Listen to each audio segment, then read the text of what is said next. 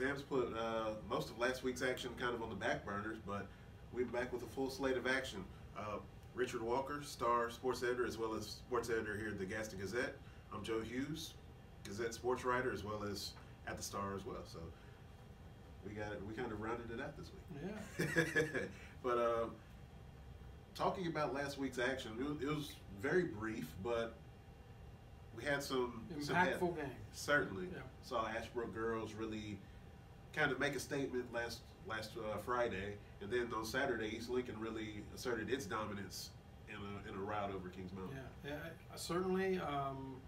We felt like East Lincoln was good, but now they've got 2 wins over Kings Mountain. Yeah. And Kings Mountain is kind of asserting its dominance over this league, although obviously tonight they played Crest, a team that has shown much improvement. I don't expect Crest to pull an upset there, but you know, Kings Mountain has a chance to be 7-0 in the first half, which is exactly what they did a year ago. You know, and for East Lincoln to handle them the way they've handled them now twice this year certainly speaks well for East Lincoln. And you know, and obviously I still think the Big South is an incredibly competitive league with 2 or 3 teams with an opportunity to make a run in the playoffs. But you know, you'd have to make the case now that the South Fork 2A team certainly, you know, looms large over the rest of the area, with the possible exception, and we'll talk about this too, is East Rutherford. Where does East Rutherford rate? And they have a chance to kind of show their muscle moving forward over the teams in their own league, because outside of their league they've been very impressive. Right. Congratulations to Sidney Dollar, became the 8th player in East Lincoln history to reach the 1,000 point mark in his career, and did it in very emphatic fashion with a breakaway dunk. And he really took over the second quarter, but then in the third it was Justin Kuthan who really, I think he had 12 points in the third quarter, and really created that distance that East Lincoln was looking for to pull away. Well, the thing about East Lincoln that I gather is they have the right mix of balance between offense and defense, inside, outside scoring, 3-point shooting, that you look for in a team to be successful, you know, late February, early March, when we determine our state champions in this state. And you know, the thing that's fascinating about them is that Sidney Dollar, although he was a young kid, I guess, when this was going on, he saw his older brother Cameron and Chaz and Sage Chirac go to 2 straight state finals. So I don't know that you can impart that experience upon him, but he was certainly in the building when they had a lot of their successful games and historic victories, because you know that team was unbeaten until the state finals 2 straight years. Lost to Kinston with Brandon Ingram 1 year, and lost to a Farmville Central team that made just a terrific late game run to beat them. And then in the second year, both games were played at the Smith Center at the University of North Carolina basketball facility. So yeah, I'm sure East Lincoln hopes they get another chance to get back to another state final. And as we talked about earlier, I mean, I think the 2A ranks appear to be littered with potholes and potential pitfalls for them. But again, this East Lincoln team has done it before. And you know, John Hancock has been an extraordinarily successful coach at every stop he's ever been. So you know, East Lincoln certainly looks like they're ready to take on all comers and humming and peaking at the right time. I mean, their only loss is what, to Mallard Creek, and double, triple overtime game in their own tournament. Yeah, double overtime game. Yeah. Which, shout out to Mallard Creek, coached by Jabbar Adams, a former Ashbrook player and assistant coach. So you know, we got a local connection with them. Yeah. They're as good as advertised. Yeah. It's not all hype. They're as good as advertised. Something that should be good, and of course we're doing this on Tuesday. The result of the game will probably be out as or shortly before this video comes out. But the result of tonight's Ashbrook Huss game looms large in the scheme of things for Big South 3A. Well, it's a chance for both teams to kind of establish themselves, because you know, Ashbrook has had a stronger regular season. Huss had the one hiccup against Crest, and they got a chance to kind of erase that a little bit tonight, because they would hold the tiebreaker in a head-to-head against Ashbrook if they can pull off the win tonight at Larry Rhodes Gymnasium. But you know, the thing that I've always said about this game, and I'll say it again, it is one of the most pleasantly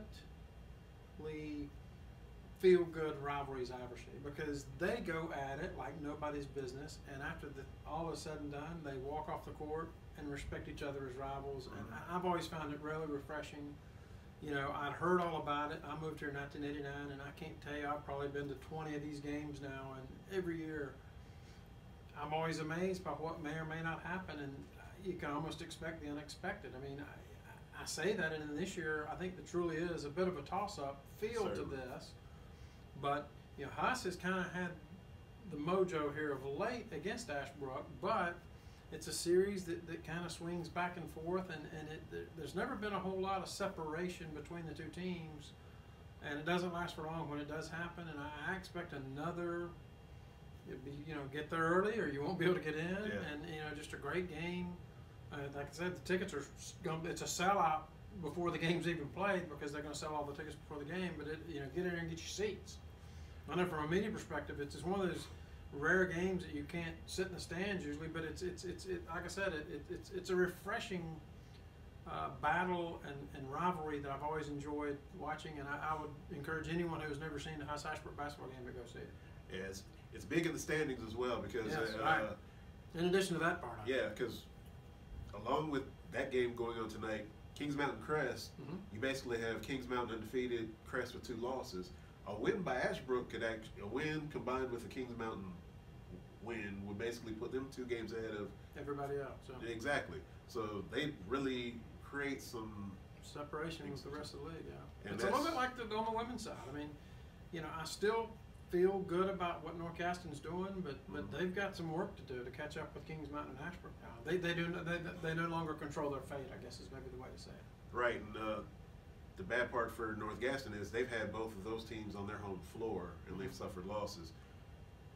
Ashbrook is probably the one that's probably licking their chops a little bit because they went to Kings Mountain, of course they lost, but they also went to North Gaston and won. Yep. They get both of those teams on their home floor after the turn. Well, and as you read Joe's story today in the Gazette, freshman Zoe Ward continues to get better. So I think as the season wears on, you're going to see Ashbrook continue to get better and better as this freshman ball-dominant ball handler controls tempo for them and working better and better with Shahida Barrett and Summer Schloss, the veterans that were there for the last 2 years, last 3 years when Ashbrook has been such a dominant girls basketball team.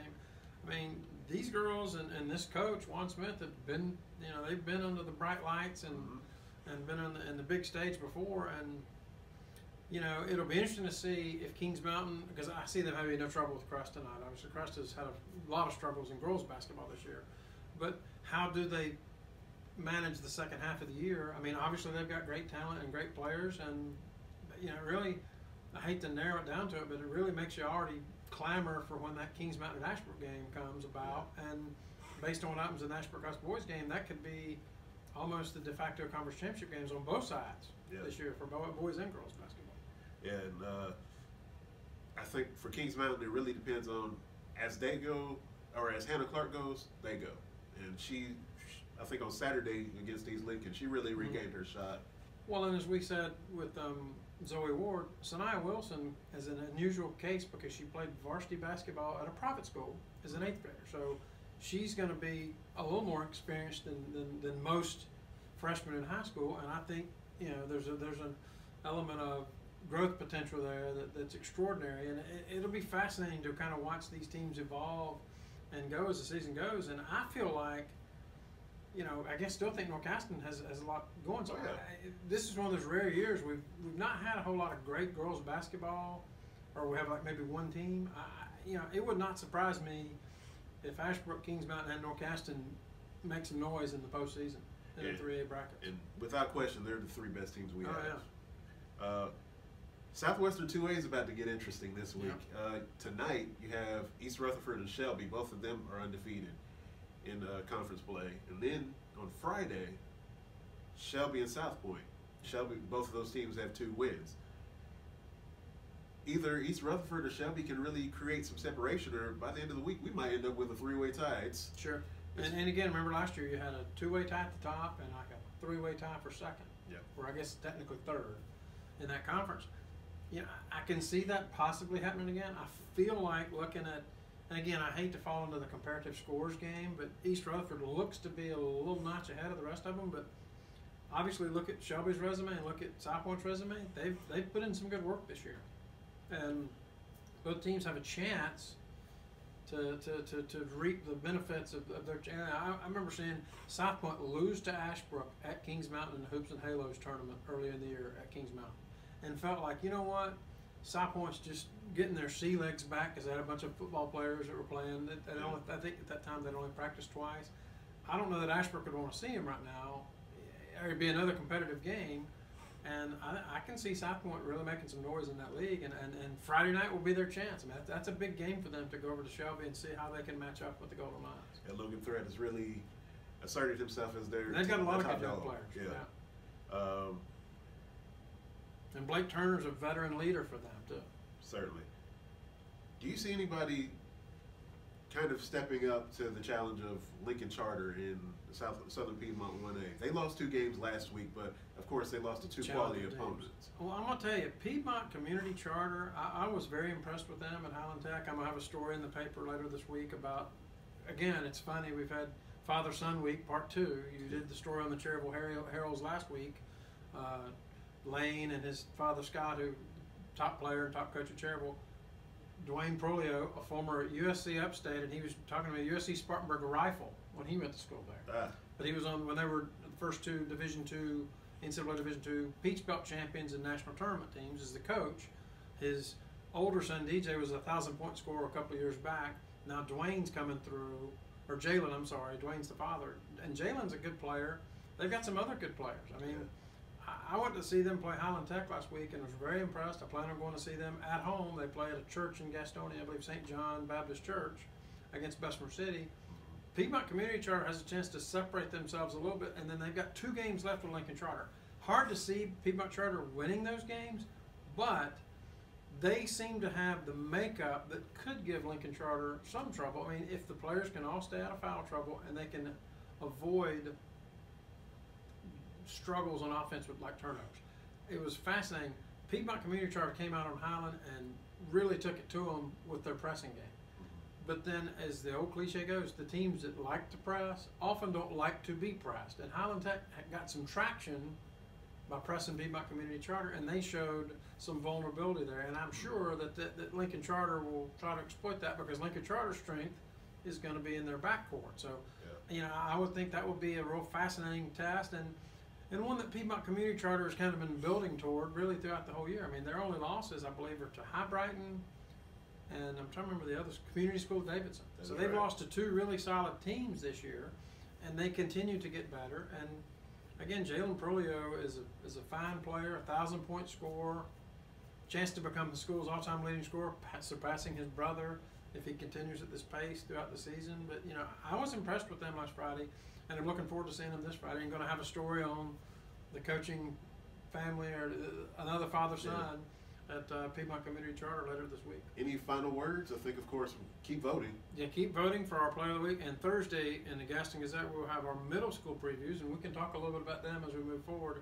They start up their season on Thursday. So 11 Gaston County middle schools, and we'll have a preview of their season. Cramerton boys and Greer girls were both 12-0 and champions a year ago. And usually you find the stars that we're going to be talking about in future years in the middle school ranks. Certainly. Well, we hope you have a great rest of the week. Enjoy tonight's games and those games on Friday, and we look forward to seeing you next week.